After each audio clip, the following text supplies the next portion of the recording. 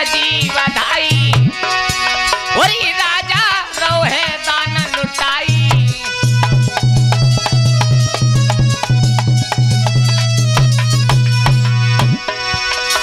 भैया बात समझ नहीं आई, अरे राजा ने तब खुशी मनाई।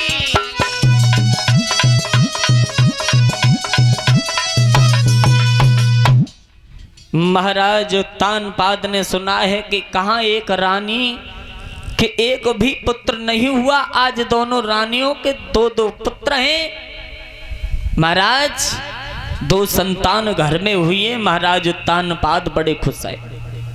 और महाराज खुश भी क्यों ना हो, जिसके घर में कोई संतान ना हो और उसके घर में पुत्र पैदा हो जाए तो क्या वो खुशी से रुक सकता है? फिर तो वो इंसान ये सोचता है कि मेरे हाथों से इतना दान लुट जाए उतना ही कम है। महाराज दान करने लगे, दान लुटा रहे हैं महाराज, और समय व्यतीत होता जा रहा है। समय व्यतीत होने के बाद महाराज ने अपने दोनों पुत्रों के नामकरण कराए। जो बड़ी रानी के पुत्र पैदा हुआ उनका नाम ध्रुव रखा है। जब दोनों पुत्र 5-5 वर्ष के हुए, अब तो भक्तों छोटी रानी के जो पुत्र पैदा हुआ उसका नाम उत्तम कुमार रखा है। दोनों पुत्र बड़े प्रेम के साथ खेलते हैं साथ ही साथ में।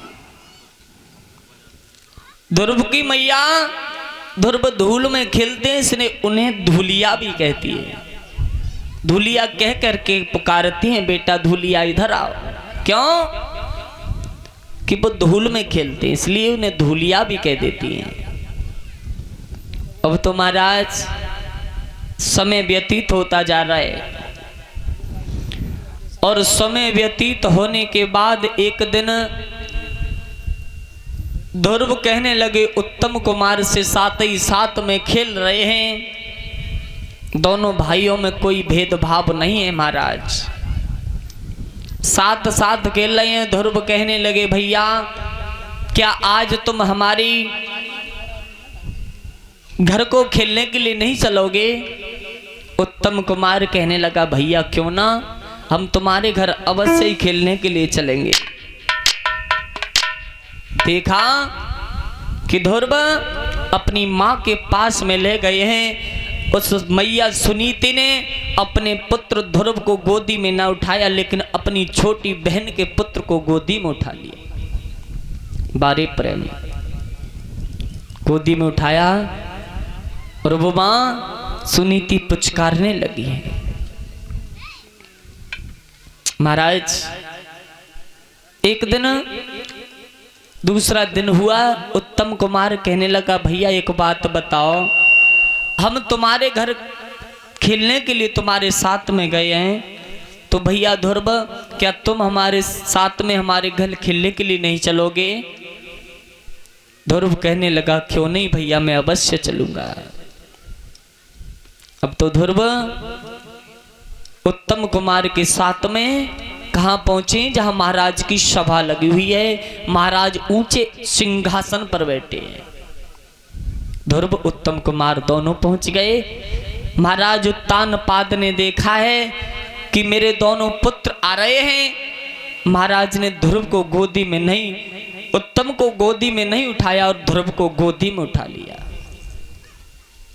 महाराज तानपाद ध्रुव को पुचकारने लगे बेटा, गोदी में उठा करके अपने सिंहासन पर बिठाया है। लेकिन महाराज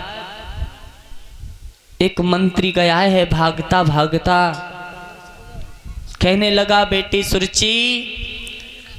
सुरुचि कहने लगी चाचा कैसे आना हुआ तुम्हारा? कहा बेटा बहुत गजब हो गया। बोली क्यों? कहा बेटा तुम्हारे पुत्र उत्तम कुमार गद्दी से नीचे खड़ा हुआ है और तुम्हारा सौत का पुत्र ध्रुव महाराज ने अपनी गोदी में बैठा करके सिंहासन पर बिठाया है। आज भक्तों जिस समय ध्रुव वो मंत्री सुरुचि के पास में कहने गया है कि